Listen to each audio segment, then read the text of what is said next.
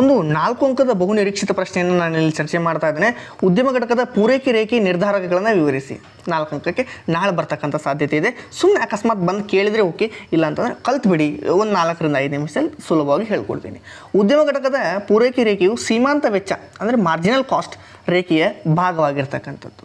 ಹಾಗಾಗಿ ಉದ್ಯಮ ಘಟಕದ ಸೀಮಾಂತ ವೆಚ್ಚದ ರೇಖೆಯ ಮೇಲೆ ಪ್ರಭಾವ ಬೀರುವ ಯಾವುದೇ ಅಂಶವು ಅದರ ಪೂರೈಕೆ ರೇಖೆಯ ನಿರ್ಧಾರವಾಗ್ತಕ್ಕಂಥದ್ದು.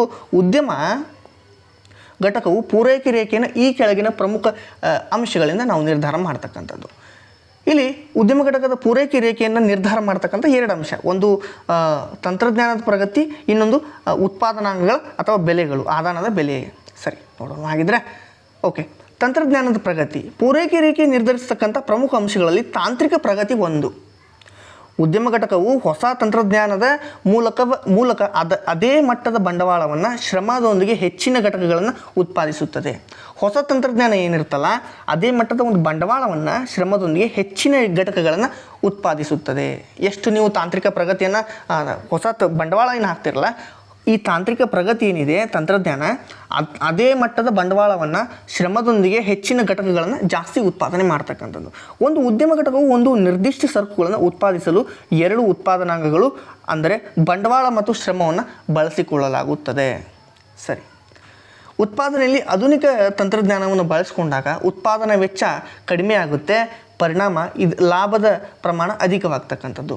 ಇಲ್ಲಿ ಇದನ್ನು ನಾವು ಏನಾದರೂ ಬಳಕೆ ಮಾಡಿಕೊಂಡ್ರೆ, ತಂತ್ರಜ್ಞಾನವನ್ನು ಬಳಕೆ ಮಾಡಿಕೊಂಡ್ರೆ ಉತ್ಪಾದನಾ ವೆಚ್ಚ ಕಡಿಮೆ ಆಗುತ್ತೆ, ಲಾಭ ಜಾಸ್ತಿ ಆಗುತ್ತೆ.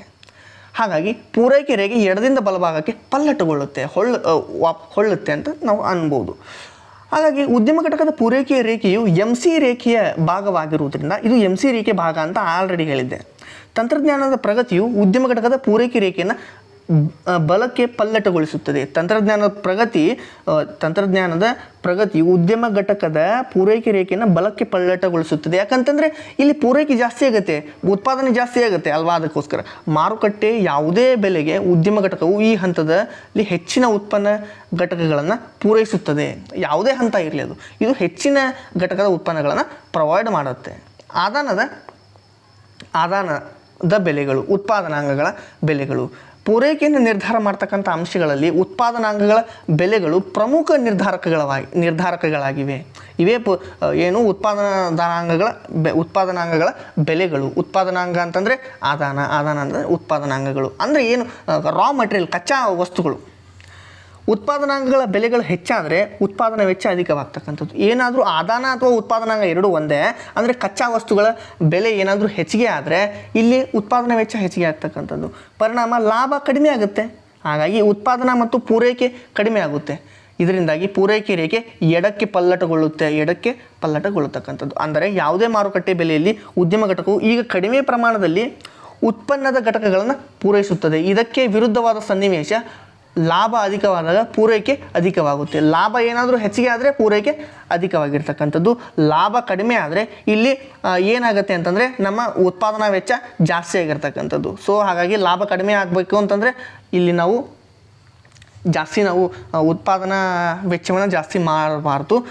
ಒಂದು ವೇಳೆ ನಾವು ಉತ್ಪಾದನಾ ವೆಚ್ಚವನ್ನು ಕಡಿಮೆಗೊಳಿಸಿದ್ರೆ ನಮಗೆ ಲಾಭ ಜಾಸ್ತಿ ಆಗುತ್ತೆ. ಇಷ್ಟನ್ನು ನೆನ್ಪಿಟ್ಕೊಂಡ್ಬಿಡಿ. ಆದಾನಗಳ ಅಥವಾ ಉತ್ಪಾದನಾಂಗಗಳ ಬೆಲೆಗಳು ಅಥವಾ ತಂತ್ರಜ್ಞಾನದ ಪ್ರಗತಿ ನಾಳೆ ಬರ್ತಕ್ಕಂಥ ಸಾಧ್ಯತೆ ಇದೆ. ಈ ಒಂದು ಪ್ರಶ್ನೆ ಇಲ್ಲಿ ನಾನು ಮುಗಿಸ್ತಾ ಇದ್ದೀನಿ. ಮತ್ತೆ ಮುಂದಿನ ಒಂದು ವಿಡಿಯೋದಲ್ಲಿ ಸಿಗ್ತಾ ಇದ್ದೀನಿ. ಧನ್ಯವಾದ ಸ್ನೇಹಿತರೆ.